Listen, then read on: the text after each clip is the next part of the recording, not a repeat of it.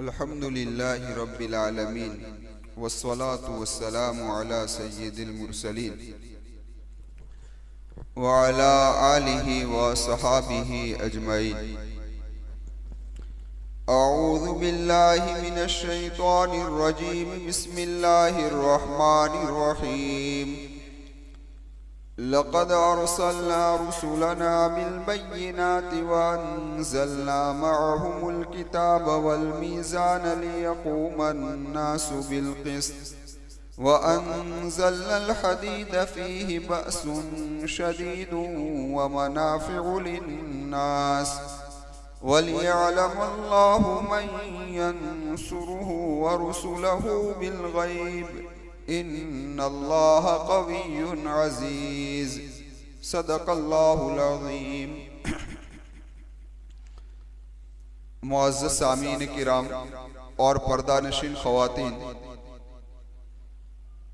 इस आयत करीमा में सबसे पहले अल्लाह तबारक व ताला ने रसूलों की बासत का यानी रसूलों के भेजने का और किताबों के नुज़ूल का यानी किताबों के उतरने का जिक्र फरमाया। और उसके बाद अल्लाह तबारक व ताला ने लोहे के उतारने का जिक्र फरमाया कि हमने आसमान से क्या उतारा भाई, लोहा भी उतारा। इसी को इस आयत करीमा में कहा गया कि अलबत्ता तहकीक के हमने भेजे अपने रसूल बय्यिनात के साथ। किसके साथ? बय्यिनात के साथ। बय्यिनात के साथ का मतलब यह है कि खुली हुई निशानियां लेकर भेजे। इसलिए कुरान करीम में कई जगहों पर अल्लाह तबारक व ताला फरमाते हैं कि हमने बय्यिनात देकर हमारे अंबिया को भेजे। कहीं अल्लाह फरमाते हैं हमने हिदायत देकर अपने अंबिया को भेजे। और कहीं अल्लाह तबारक व ताला दोनों को साथ में जिक्र करते हैं और कहा इन्नल्लज़ीन यक्तुमून मा अंज़लना मिनल बय्यिनाति वल हुदा। यहाँ पर अल्लाह तबारक व ताला ने बय्यिनात और हिदायत दोनों को साथ में जिक्र किया है और फरमाया जो इन बय्यिनात और हिदायत पर अमल न करे वो मलऊन है। जो छुपाता है उसको वो कौन है भाई? मलऊन है। तो समझना यह है कि बय्यिनात कहते हैं किसे, हिदायत कहते हैं किसे, ये समझना है। तो पहली बात तो ये समझ लो कि बय्यिनात कहते हैं बिल्कुल वाज़ेह दलाइल, बिल्कुल साफ व सुथरा, कि जिसको समझने के अंदर आदमी को कोई तकलीफ न हो और उस पर अमल करना बिल्कुल आसान हो, उसको कहा जाता है बय्यिनात। मिसाल के तौर पर अल्लाह की वहदानियत, कि अल्लाह एक है, उसका कोई शरीक नहीं। कायनात का जर्रा जर्रा बता रहा है, अल्लाह की वहदानियत की गवाही दे रहा है कि इसको पैदा करने वाली जात सिर्फ अल्लाह की है और कोई नहीं। इसी तरीके से जितने भी शाइर हैं, शाइर इस्लाम है, नमाज है वगैरह है, ये सब बय्यिनात है। ये सब क्या है? बय्यिनात। हिदायत किसको कहते हैं? तो कि हिदायत कहते हैं दकीक बातों को, बिल्कुल दकीक बातों को, मसाइल को, कि जिसको समझना उस्ताद के बगैर मुश्किल है। एक आम आदमी उस्ताद के बगैर उसको समझ सकता नहीं है और उसमें सख्त मेहनत की जरूरत पड़ती है, तो उसको कहा जाता है हिदायत।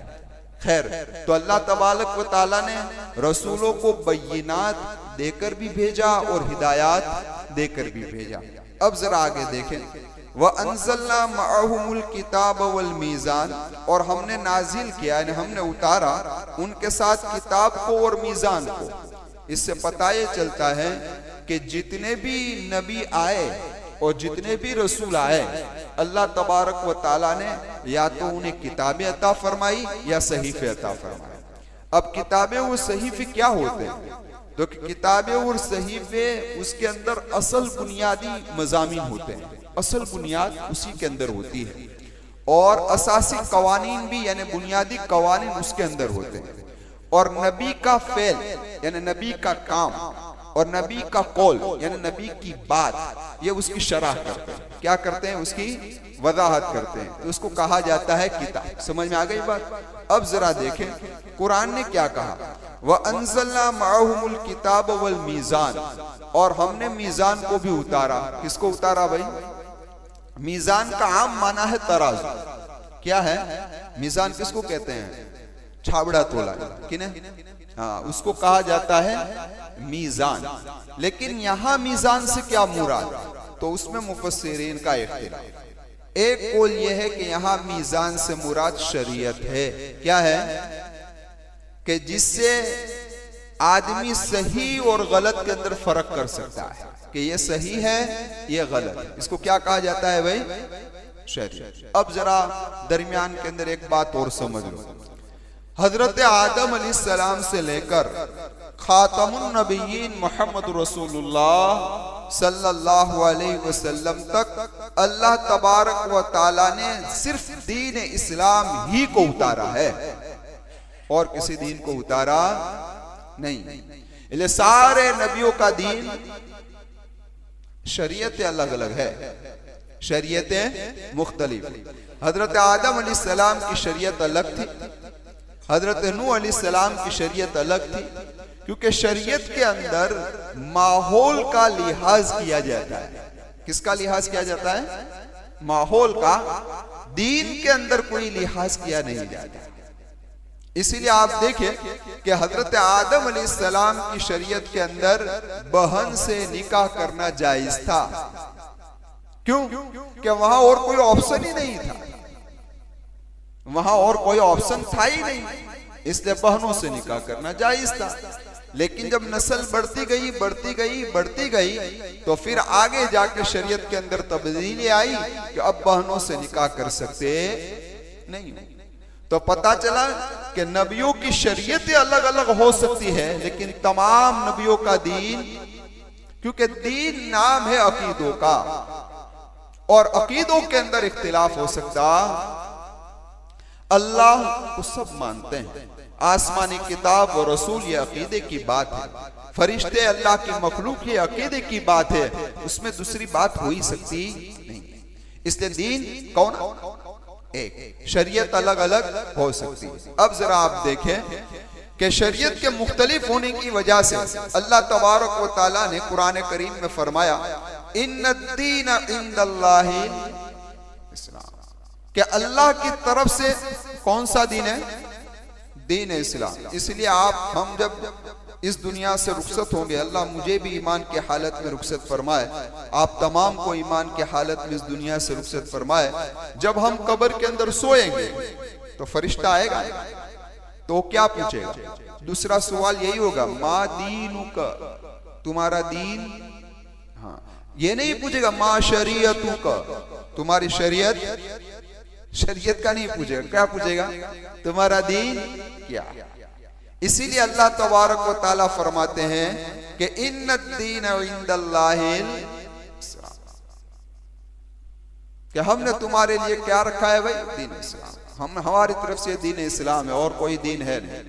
इसीलिए कुरान ने कहा वमन यब्तगी गैरल इस्लामी दीनन फलन युक़बल मिन्हु व हुवा फिल आखिरति मिनल खासिरीन, कि जो दीन इस्लाम के अलावा और किसी दीन को इख्तियार करेगा तो वो हम उसको कबूल करेंगे नहीं। वो दुनिया के अंदर चाहे इतनी मस्ती में रहे कि ये रहे कि मैं जिस दिन पर हूँ कामयाब हूँ, लेकिन आखिरत के वहुवा फिल आखिरति मिनल खासिरीन, आखिरत में खसारे में। अब इस दीन की इब्तिदा अल्लाह तबारक व तआला ने हजरत आदम अलैहिस्सलाम के जमाने से शुरू की और मोहम्मद रसूलुल्लाह सल्लल्लाहु अलैहि वसल्लम के जमाने के 23 साल का अरसा जब गुजरा, यानी आपकी बासत के 23 साल का अरसा जब गुजरा, जब ये दीन मुकम्मल हुआ और उस वक्त अल्लाह तबारक व तआला ने आयत नाजिल फरमाई अल-यौमा अकमलतु लकुम दीनकुम, मैंने तुम्हारे दीन को क्या कर दिया? मुकम्मल कर दिया। व अतममतु अलैकुम निअमती, मैंने अपनी नेमत तुम पर क्या कर दी? पूरी कर दी। वो कौन सी नेमत थी? तो वो दीन इस्लाम थी, कि जो दीन इस्लाम मैंने आज क्या कर दिया? पूरा कर दिया। व रज़ीतु लकुमुल इस्लाम दीना, और मैंने तुम्हारे लिए इस्लाम को पसंदीदा कर दिया, इसलिए जब भी सूए जमीन पर रहो तो इस्लाम के साथ अपनी जिंदगी को गुजारना। यही इस्लाम तुम्हें मौत के वक्त भी काम आएगा, और यही इस्लाम तुम्हें कब्र में भी काम आएगा, और यही इस्लाम तुम्हें आखिरत के मैदान में भी काम आएगा, और यही इस्लाम तुम्हें जन्नत में ले जाने का सबब बनेगा। इसलिए इस्लाम को थामे रखना, उसको छोड़ना, इसको छोड़ना मत। इसीलिए तो हजरत यूसुफ अलैहिस्सलाम ही की गालिबन दुआया हजरत याकूब अलैहिस्सलाम की है, फातिरस समावाति वल अर्द अंत वली फिद दुनिया वल आखिरा तवफ़नी मुस्लिमन व अलहिक़नी बिस्सालिहीन। ए अल्लाह मेरी वफात देना तो कौन सी हालत में देना। तो मैं अर्ज कर रहा था कि यहाँ मीजान से क्या मुराद है, यहाँ मीजान से मुराद क्या है, उसके बारे में तस्कीरा चल रहा था। तो खैर मैं अर्ज कर रहा था आपसे कि जिस तरीके से मीजान के अंदर जब कोई चीज को रखा जाता है न तराजू के अंदर, तो मालूम किया जाता है कि एक पलड़ा झुक गया तो हम अंदाजा लगाते हैं कि ये ज्यादा है, ये कम है। बस इसी तरीके से अल्लाह तबारक व ताला ने ये तरीका जो बताया है, शरीयत वाला तरीका, कि जिससे तुम हक और बातिल की तमीज कर सकोगे कि ये हक है और ये बातिल है, ये सही है और ये गलत है। इसीलिए बाद मुफस्सिरीन ने मीजान की तफसीर अकल से भी की है कि अकल एक ऐसी चीज है कि जिसके जरिए से इंसान हक और बातिल के दरमियान में तमीज कर सकता है। समझ में आई? इसीलिए कुरान ने क्या कहा, वअंज़लना मअहुमुल किताब वल मीज़ान। अब ये किताबों के नाजिल करने का मकसद, ये मीजान के उतारने का मकसद क्या है, तो कि लियक़ूम अन्नास बिल क़िस्त, ताकि लोग इंसाफ पर कायम हो जाए। लेकिन अब दरमियान में एक बात और समझ, वो बात ये समझनी है कि भाई अल्लाह तबारक व ताला ने किताबों को नाजिल किया, तो ये तो हमें मालूम है कि अल्लाह ने फरिश्तों के जरिए से किताबों को उतारा है ना। हजरत जिब्रील अलैहिस्सलाम नबी करीम सल्लल्लाहु अलैहि वसल्लम के पास वही लेकर आए, खैर आप लोग जानते हैं। लेकिन मीजान तराजू को आसमान से उतारा, उसका क्या मतलब? तराजू को आसमान से उतारा, उसका क्या मतलब? तो उलमा ने लिखा है कि यहाँ मीजान से मुराद ये है कि वो अहकामात मुराद है जिसमें अल्लाह तबारक व ताला ने अदल और इंसाफ करने का हुक्म दिया है, कि वो सारे अदल व इंसाफ करने के अहकाम मीजान से क्या है भाई, मुराद है। एक बात। दूसरा कौल ये नकल किया है कि हजरत नूह अलैहिस्सलाम पर अल्लाह तबारक व ताला ने बाकायदा तराजू उतारा था, मीजान उतारा था, और हजरत नूह अलैहिस्सलाम को हुक्म दिया था कि तोलो हक और बातिल को बराबर, और फैसला इस तरीके से तोल कर करो। तो मीजान का उतरना भी क्या है भाई, साबित होता है हजरत नूह अलैहिस्सलाम के जमाने में। अब जरा आगे बढ़े, कुरान उसके बाद क्या कह रहा है कि वअंज़लनल हदीद, हमने लोहे को उतारा। किसको उतारा भाई? तो इससे पता ये चलता है कि लोहा भी आसमान से उतरा है। इसीलिए बाद मुफस्सिरीन फरमाते हैं कि चार चीजें अल्लाह तबारक व ताला ने आसमान से उतारी है, लोहा, पानी, आग और नमक। इन चार चीजों को अल्लाह ने कहां से उतारा? आसमान से उतारा। ये बाद मुफस्सिरीन कहते हैं। लेकिन बाद मुफस्सिरीन का कहना है कि आसमान से उतारने का मतलब ये है कि अल्लाह ने पैदा किया, खलक, क्या क्या। और ये ताबीर अल्लाह कुरान करीम में उस जगह पर भी इस्तेमाल फरमाई है जहां अल्लाह ने जिक्र किया है किसका? चौपाइयों का। वअंज़ल लकुम मिनल अनआमी समानियत अज़वाज, अल्लाह फरमाते हैं कि हमने तुम्हारे लिए इन चौपाइयों को उतारा। तो क्या भैंस और पाड़े ऊपर से उतर के आए? हाँ भाई, भैंस और पाड़े से ऊपर से उतर के आए? तो कुरान तो कहते हैं हमने चौपाइयों को ऊपर से उतारा।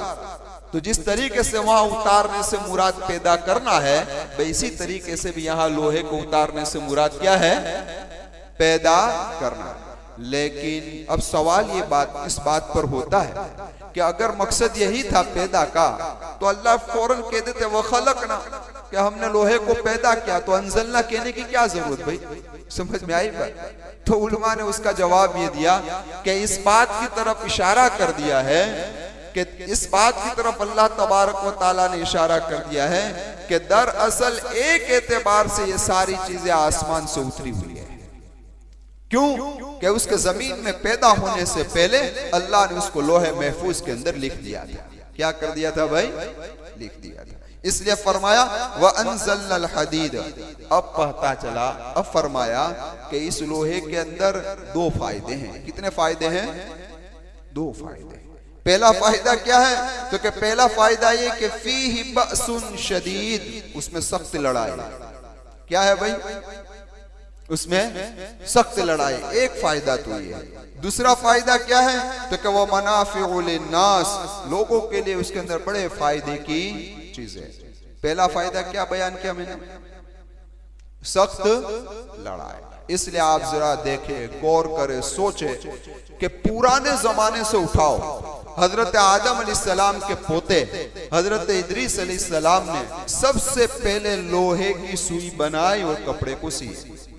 पता चला कि लोहा का फायदा तब से चला आ रहा। कदीम जमाने के जितने भी लड़ाई के हथियार थे वो किससे बनते थे? हाँ भाई, तलवार, तीर, नेजा, जीरा, ढाल, ये सब किससे बनते थे? इसलिए काफी ही बअसुन शदीद, सब लोहे से बना। हमारे इस जमाने में भी आप उठाओ कि हमारे इस जमाने में भी हम लोहे को हमारी जिंदगी के किसी भी शोबे से बाहर कर सकते नहीं। आप उठा कर देखो, कहीं भी बाहर नहीं कर सकते आप। हमारे जमाने के हथियार को भी आप उठाओ, लड़ाई के हथियार जितने हैं, बंदूक है, गोला है, टैंक है, जो कुछ भी बन रहा है वो किससे बन रहा है? कौन? आप बोलो तो मैं समझू कि भाई आप लोग जाग रहे हैं। हाँ भाई, लोहे से ही बन रहा है। सारे लड़ाई के हथियार हैं, वो किससे बन रहे हैं? फीही बासुन शदीद। अल्लाह फरमाता है इससे बना है सब कुछ। उसके अलावा आप आगे जाओ तो इंसान की जरूरियात की जितनी भी चीजें उठाओ, आप में उसमें कहीं ना कहीं लोहा मिलेगा। यहाँ तक के जहाज, बहरी जहाज है, फिजाई जहाज है, ये सब भी लोहे का बन रहा है। यहाँ तक कि तुम्हारी जितनी सनअतें हैं, यानी तुम्हारे जितने हुनर है और तुम्हारी जितनी कारीगरी है, इसकी मशीनरी जो सारी है, ये सारी मशीनरी भी किससे बन रही है? इसीलिए तो आज तुम्हारी ये सनअतें और हुनर तरक्की कर रहे, इसी लोहे के बेस पर और बुनियाद पर, तो क्या वो भी लोहे से ही बन रही है। यहां तक कि तुम जो खेती कर रहे हो, तो ये खेती के आलात जो है, हथियार है, ये किससे बन रहे हैं? हल किससे बन रहा है? ट्रैक्टर, ट्रॉली, बुलडोजर, ये सब किससे बन रहा है? तो के लोहे से बन रहा है। पता चला कि हर चीज किससे बन रही है भाई? लोहे से। इंसान किसी भी हालत के अंदर बाहर है। एक तो तुम्हारे लड़ाई के हथियार भी इससे बन रहे हैं, और साथ साथ के अंदर फरमाया कि तुम्हारी जरूरत के सामान भी क्या बन रहे हैं? इससे। लेकिन आप जानते हैं, इस बात से आप गाफिल नहीं है कि अब इंसान इस कायनात के अंदर बढ़ते जा रहा है, इस कायनात में, इसलिए उसकी जरूरतें अब बढ़ती जा रही है। अब जमीन में से निकलने वाला लोहा, कोयला, तांबा, पेट्रोल, ये जखीरा कम होता जा रहा है। इसलिए दुनिया अब लोहे से निकलकर एटमी दौर में दाखिल हो रही है। किसमें दाखिल हो रही? एटमी दौर में दाखिल हो रही है। लेकिन एटमी दौर के भी जितने भी हथियार है, उसको इस्तेमाल के लिए लोहे की जरूरत पड़ती है, वरना वो एटमी हथियार इस्तेमाल हो सकते नहीं। इसीलिए कुरान कहता है फीही बअसुन शदीद व मनाफिउ लिन्नास। अब आगे असल इस आयत का जो मकसद है उसको सुन लो, और उसको थोड़ा गौर से सुनना है, और यही आज के सबक का खुलासा है। वही आज के सबक का खुलासा है। अब जरा आओ, अल्लाह फरमाता है कि हमारा मकसद तो यह है कि इंसाफ कायम है, और कुछ मकसद नहीं। पूरी रुए जमीन पर क्या कायम हो जाए? इंसाफ कायम हो जाए। और इंसाफ के कायम होने के लिए असल मकसद हमारा है अंबियाओं को भेजना और किताबों को नाजिल करना और मीजान का उतारना। ये हमारा असल मकसद है इंसाफ कायम करने के लिए। गौर से सुनो, इंसाफ कायम करने के लिए हमारा असल मकसद तो इन तीन चीजों का है। रसूलों को भेजते हैं, किताबों को उतारते हैं और मीजान को उतारते हैं। लेकिन इस मकसद की तकमील के लिए, पूरा करने के लिए हमने लोहे को उतारा है। किसको उतारा है? लोहे को। अब उसको समझो, वरना अल्लाह डायरेक्ट भी कह देता, लेकिन लोहे को भी उतारने का जिक्र किया, तो अब उसको समझो। समझना इस तरीके से कि जब अंबिया अपनी जुबान से, किताबों के जरिए से, मीजान के जरिए से लोगों को इस्लाह करते हैं, समझाते हैं, समझो समझो, आखिरत से डराते हैं, डरो, लेकिन फिर भी बात सरकश समझते, वो जुल्म पर अड़े हुए हैं, वो इंसाफ करते नहीं है। तो अगर इनको इस तरीके से छोड़ दिया जाएगा तो इस रुए जमीन पर जुल्म जुल्म ही हो जाएगा, इंसाफ का नामो निशान आएगा नहीं। तो अब उस मकसद को पूरा करने के लिए तुम हथियार का इस्तेमाल करो। समझ आए बात कि नहीं समझे?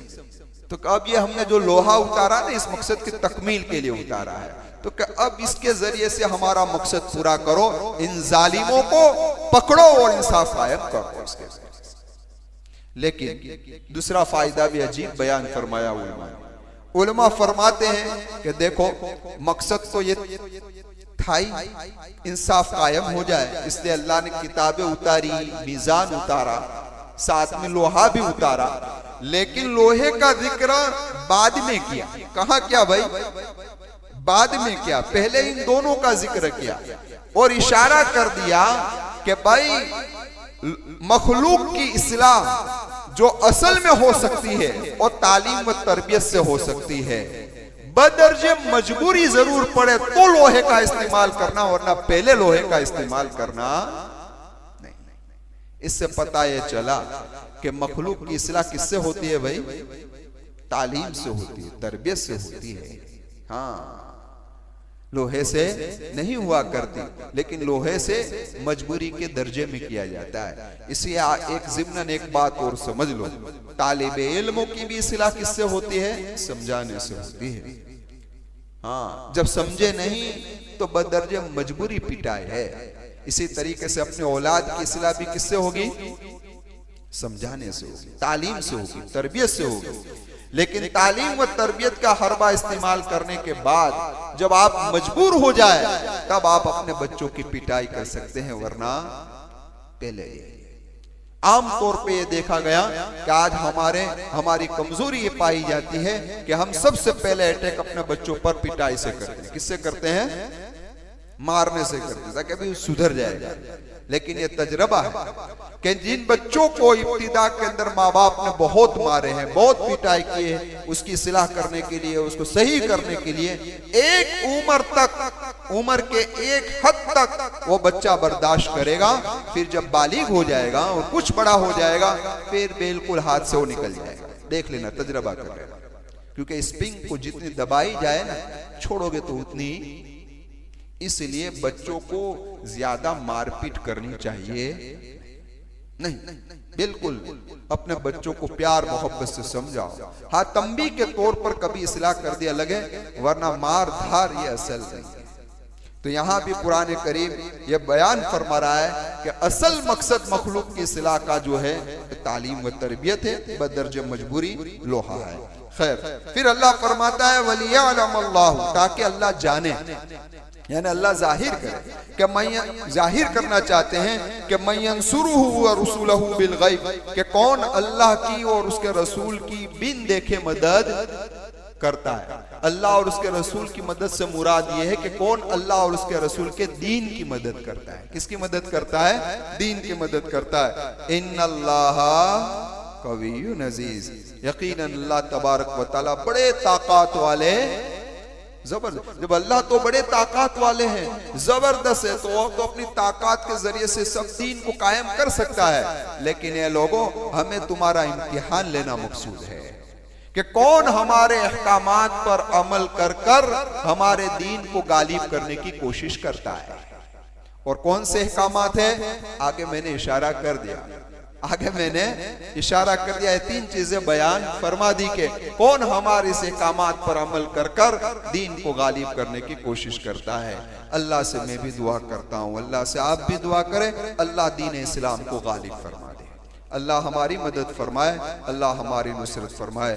दुनिया के जिस कोने के अंदर मुसलमान परेशान है, अल्लाह उनकी परेशानियों को दूर फरमाए। अल्लाह उनके हालात को बेहतर से बेहतर फरमाए। रमज़ानुल मुबारक की इस कीमती घड़ियों में बहुत सारे ऐसे मजलूमाना तौर पर जेलों के हवाले हैं, उनके बच्चे, उनकी बीवियां घरों के अंदर इंतजार कर रही है। कोई कसूर नहीं था उनका, सिर्फ मुसलमानों की हिमायत के लिए वो लोग आगे आए थे। आज कई सालों से वो जेलों के अंदर है। मैं भी दुआ करता हूँ, आप भी दुआ करें, अल्लाह उनकी रिहाई की शक्ल सूरत पैदा फरमाए, और दुआ ऐसी करे कि अल्लाह इतना जल्द फैसला कर दे कि इंशाअल्लाह आने वाली ईद वो अपने बच्चों और अपनी बीवियों के साथ गुजारे। वाखिर दावाना अल्हम्दुलिल्लाहि रब्बिल आलमीन। सुब्हानल्लाहि व बिहम्दिही, सुब्हानकल्लाहुम्मा व बिहम्दिका, व नशहदु अल्ला इलाहा इल्ला अंता नस्तगफिरुका।